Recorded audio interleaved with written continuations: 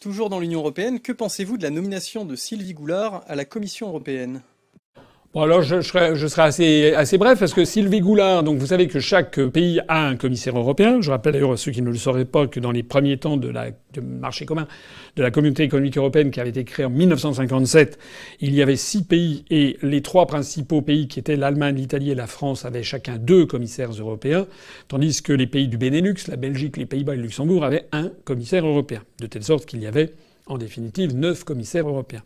Ce temps est révolu désormais. Il y a un commissaire européen par pays. Nous avons eu l'inénarrable Michel Barnier.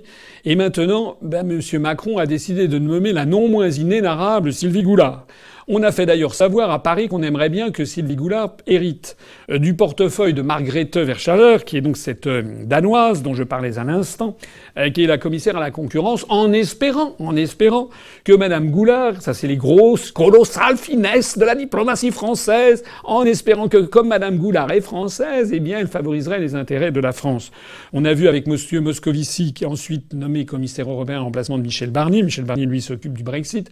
Monsieur Moscovici, qui était un socialiste, on était très contents, il allait s'occuper de l'euro, on allait voir comment ça allait se passer, il allait arrondir les angles, favoriser les intérêts français. Vous avez vu ce qu'il en a été. J'ai déjà eu l'occasion de le rappeler souvent, ce bon mot de Sir Christopher Soames, le gendre de Churchill, qui avait dit dans les années 1962-63 « Il faut toujours nommer un Français à la tête d'une organisation internationale, car c'est le seul qui ne défend pas les intérêts de son propre pays. » Ajoutons que M. Moscovici, comme Mme Goulard, comme était M. Barnier, sont en fait englués dans une structure administrative, dans une espèce de structure dictatoriale qui s'appelle la Commission européenne, et que même s'ils voulaient défendre les intérêts français, ils seraient flanqués de toute façon d'un Allemand, d'un Néerlandais, d'un Croate, ici ou là, dans tous les bureaux, leurs proches collaborateurs, de telle sorte qu'ils sont en fait sous surveillance. Idem d'ailleurs pour Madame Christine Lagarde, dont tous les gens qui pensent « Oh là là, on a eu un bon portefeuille pour notre commissaire européen, frottons-nous les mains », se trompent. Ça n'est pas comme ça que ça fonctionne. S'agissant de Madame Goulard, alors elle, c'est une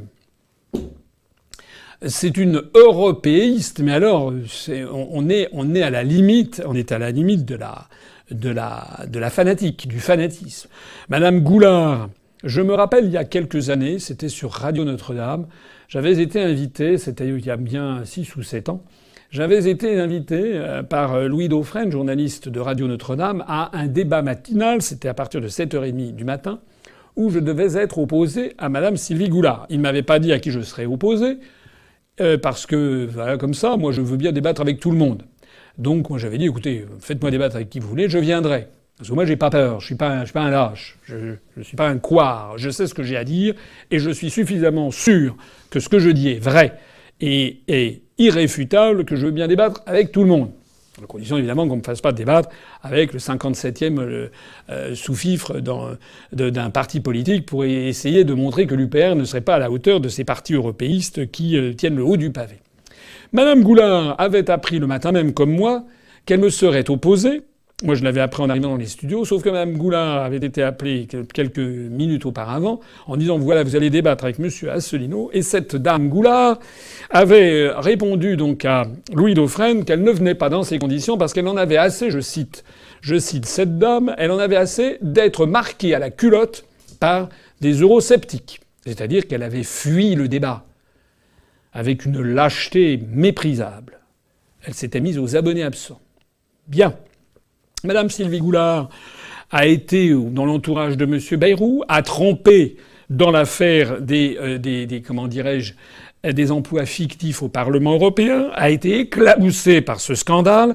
Je rappelle qu'elle avait été nommée ministre des Armées dans le premier gouvernement de Philippe, dans les premiers jours du quinquennat Macron, et elle y avait passé 2-3 semaines, et puis elle avait été obligée de démissionner sous le scandale du fait de cette incrimination. On en est toujours là. Cette dame qui a été obligée de démissionner du gouvernement pour soupçon de détournement de fonds publics européens, il faut quand même dire les choses telles qu'elles sont, voilà que le gouvernement la propulse comme commissaire européen. On aura tout vu. Il est vrai qu'on en a vu d'autres, mais celui-là est quand même particulièrement gratiné.